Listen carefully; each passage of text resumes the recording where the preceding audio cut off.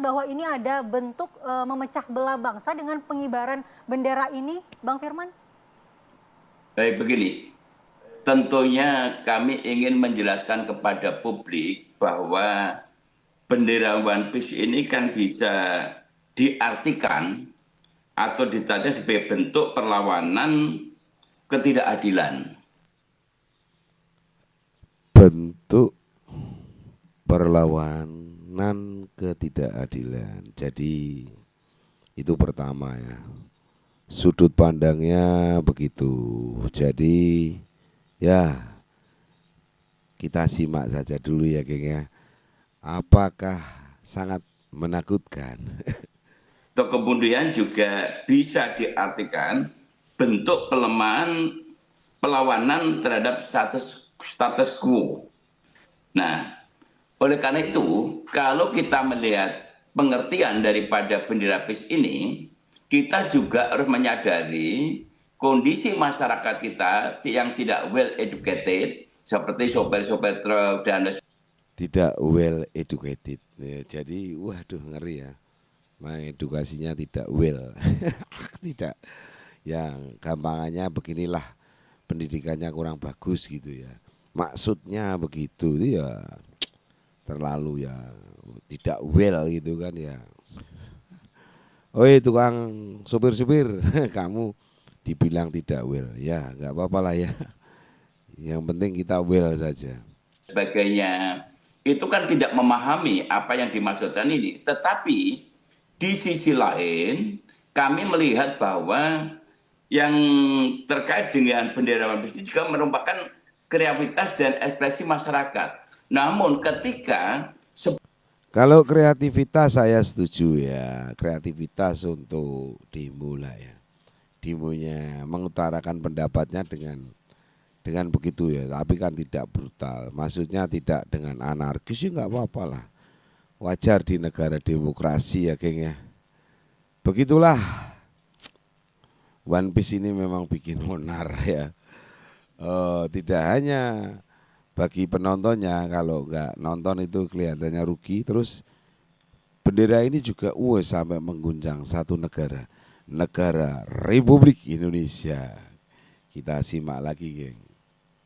sebuah kreativitas dan ekspresi masyarakat yang mempunyai tafsir, mempunyai arti-arti tertentu, kalau ini tidak segera diantisipasi, maka masyarakat itu bisa salah memahaminya. Apalagi dalam situasi kondisi seperti sekarang ini yang sangat sensitif ya, ada beras oplosan yang sedang dilontarkan oleh pemerintah dan kemudian juga ada hal-hal yang tidak ya kami anggap tidak puas seperti di Pantura khususnya. Kenapa semangat spirit daripada sopir truk itu memasang? Karena memang ada rencana larangan pemerintah untuk membatasi terhadap angkutan-angkutan yang begitu berat dan itu menimbulkan kerusakan jalan karena tidak ada pembatasan. Begitukah geng?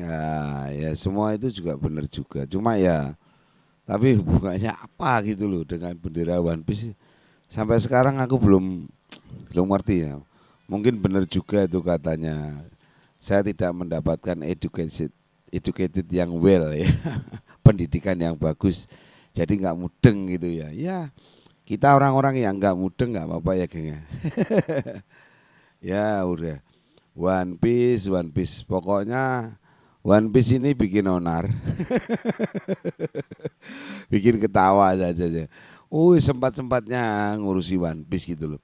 Yang penting bendera nasional kita masih ada di atas ya kan. One Piece-nya masih di bawah dan tidak tunggal, hanya One Piece gitu ya. Di pelataran rumah, di pelataran kantor gitu nggak apa-apa lah ya. Kalau masih ada bendera merah putih itu masih warga negara Indonesia, masih rakyat Indonesia, masih cinta negara Indonesia. Oke lah boleh ya, memang ini namanya fenomena One Piece ya, luar biasa pokoknya. Wis gitu aja ya daripada nambahin pusing ya dah. One Piece ini memang yes you pokoknya. Kita mau bongkar sejauh mungkin percuma juga ya. Ini hanya kita mau melihat sudut pandang orang-orang yang intelek ya, yang memandang orang-orang yang kurang mendapatkan well educated ya, alias pendidikan yang bagus. Jadi kalau masang bendera One Piece itu ibaratnya kita itu orang-orang yang bodoh katakanlah gitu ya, yang tidak mengerti, tidak ngerti apa maknanya. Sembus. Pokoknya gitu aja, Ger. Jumpa lagi di konten-konten saya selanjutnya. Pusing saya ya. Pokoknya One Piece, yes you win. One Piece ya, keren itu benderanya. Cuma ya kalau suruh saya pakai bendera itu yoga ya. Kalau untuk gambarnya keren, tapi saya bendera tetap merah putih ya. Oke, segitu saja. Jumpa lagi di konten-konten saya selanjutnya. Bye bye.